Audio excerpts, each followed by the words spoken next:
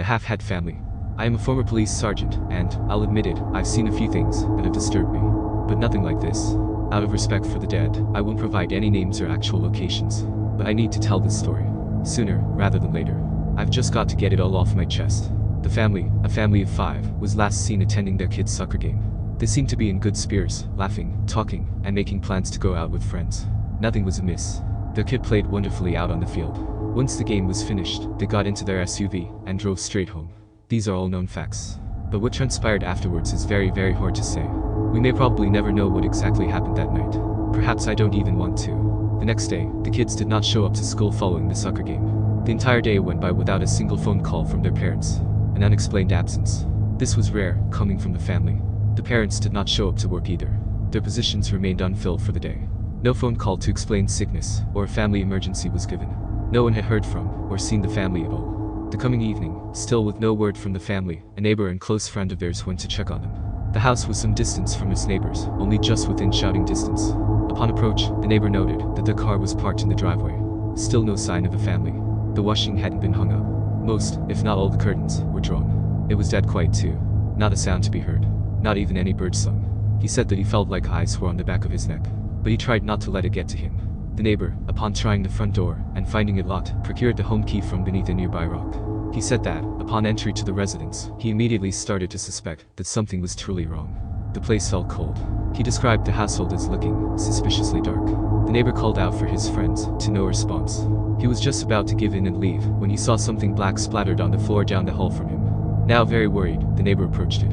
He explained that, upon getting closer, an overwhelmingly strong coppery smell filled his lungs. He quickened his pace, fearing the worst, and found himself standing in the dining room doorway. There sat the family.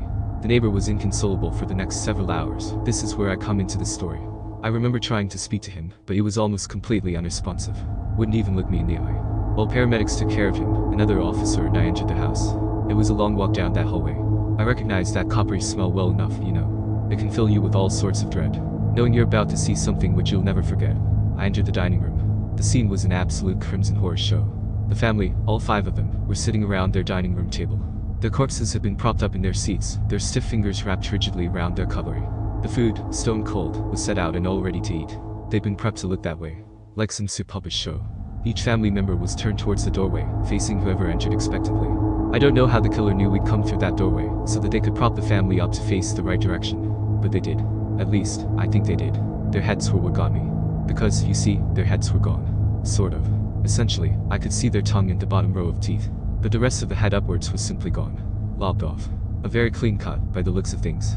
But, somehow, it didn't look like a surgical tool was the weapon used. Strangely, it looked even cleaner than that. The blood was simply everywhere. The corpses were covered in it. The floor was covered in it. The table was covered in it. Practically every surface in that room was colored a blackish scarlet. There were no signs of a struggle. No signs of fighting. Nothing was broken or out of place. There were no bruises on the family, no physical signs of fighting back against their attacker. We couldn't even find any evidence, apart from the murders, that anyone else had even been there. But of course, something had. Something must have been. The crime scene investigation was tricky. There was so much blood, you see, that we had to be very cautious about where we stepped. Several officers simply couldn't stay in the room with the bodies. It was too gruesome for them. Many were outside, gagging and vomiting. I only overlooked the scene from a doorway. I don't even know how I managed to stomach it all. Maybe I was just in too much shock. But even the crime scene investigators were struggling. I could see the photographer's hands shaking as he took picture after picture of the family's corpses. Many times, one of us would stand back, needing to take a moment. Then, after some labored breathing, we'd leap back into it again. I watched over that entire investigation, just turning the facts over in my head. Even after the bodies had been removed, I just stared at all that blood. It wasn't adding up. The precision of those cuts, the lack of signs of fighting back, the insane amounts of blood spilled. The family facing the right doorway, like their corpses, could hear us coming and were waiting expectantly. And now and then, the hair on the back of my neck would prickle. Every 10 to 15 minutes, I'd suddenly get this sense. A primitive sense that something was staring at the back of my neck. But whenever I turned around, there was no one there. Although, strangely, I constantly found myself looking at a window whenever I turned around to confront that sense of being watched. An empty window, certainly, but always a window. It was a relief to finally drive away from that house. Halfway back towards the station, however, the true grisliness of the situation struck me. The power of shock was finally wearing off. I pulled over onto the side of the road, walked into the bushes, and after a few seconds, let out my lunch. Then I simply got back in my car and kept driving to the station as if nothing had happened. The family didn't seem to have a lot of enemies. A couple of difficulties they were dealing with, sure, but we all had some. The kids were doing well at school. The parents were happy and quite financially secure. If anything, they were on the way up. Motive-wise, it made no sense. The best we could find was some strange comments made in the final days of the family's lives. More than once, the father had openly complained about the electronics failing to work on the property. His bedside lamp kept switching on and off, almost on a rhythmic beat. One time, while he'd just driven onto the property coming back from work, his radio started going completely haywire.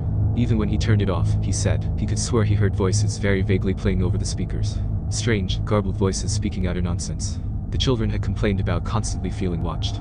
They said it was like a prickly feeling, an electric sensation that sort of flicked up the nape. There was never anything there, but they kept complaining about it to their teachers and friends. The mother, who sported quite a late 90s hairstyle, mentioned it happening to her once or twice, too. And these last couple of things really caught my interest. They kept finding the front door open. They'd ensure it was locked and bolted, and some 15 minutes later, it would be wide open again. No one knew what to think about it, other than that someone in the family was playing a practical joke of some kind. The mother made a point of checking the house for intruders, but there was no one else there, other than the family. Then, finally, objects would start getting misplaced.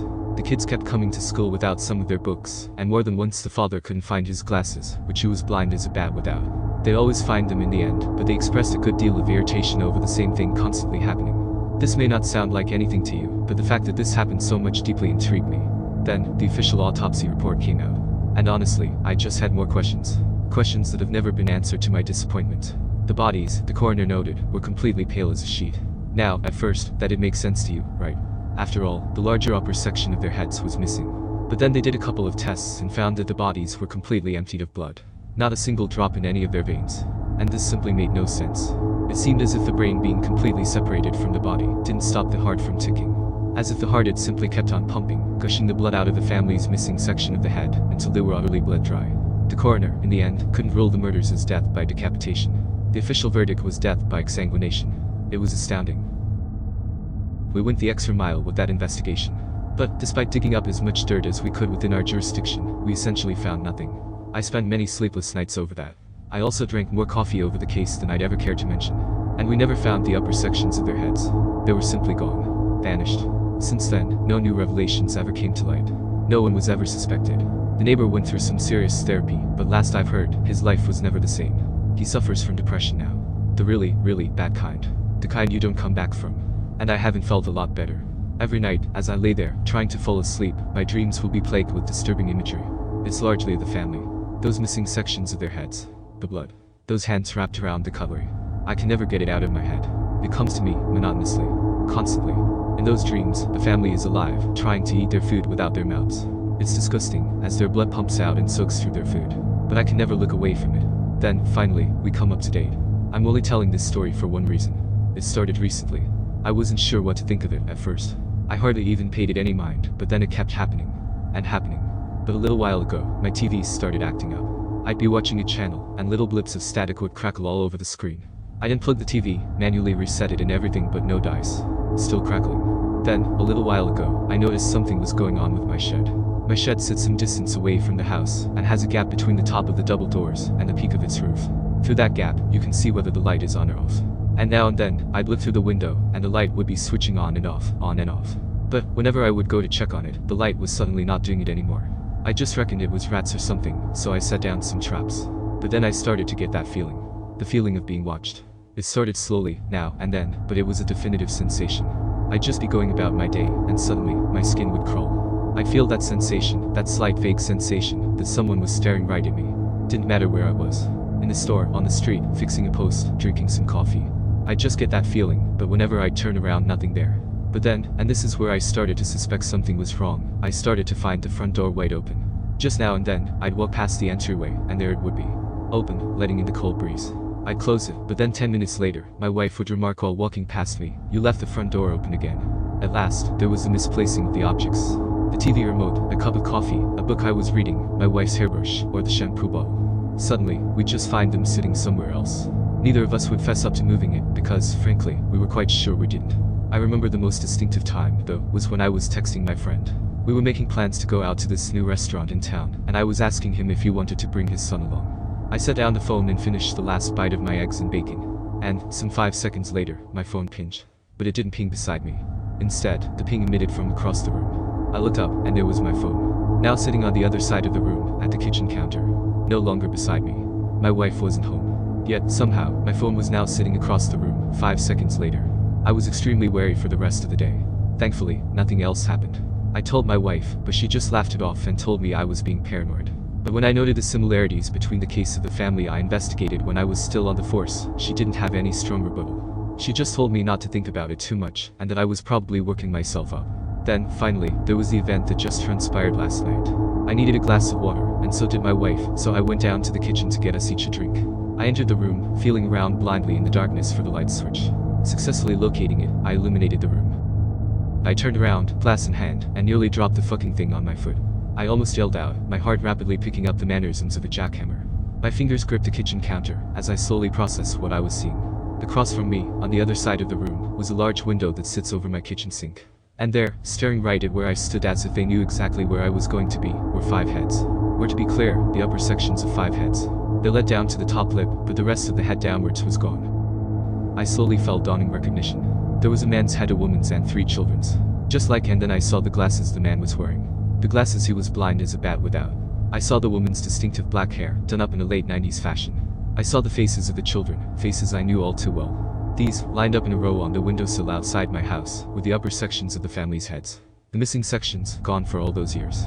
Rotted, decomposed, gray and black and grotesquely mummified. Jesus. I wanted to vomit. I started for the back door, not even thinking. I stumbled outside, walking around the corner of my house, expecting to see the heads all lined up. But in the very short period that it took to walk out of my kitchen, through the laundry room, out the back door, and around the side of my house, the heads were now all gone. No residue was even left on the windowsill. I looked around, expecting to see someone watching me from the trees. But I stood alone in the darkness. Alone, bewildered, but most importantly, I was horrified. What did this mean?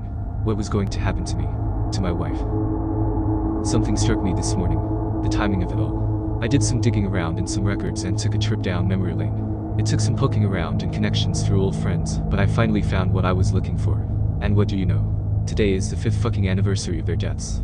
And I think it's also going to be the day of my own.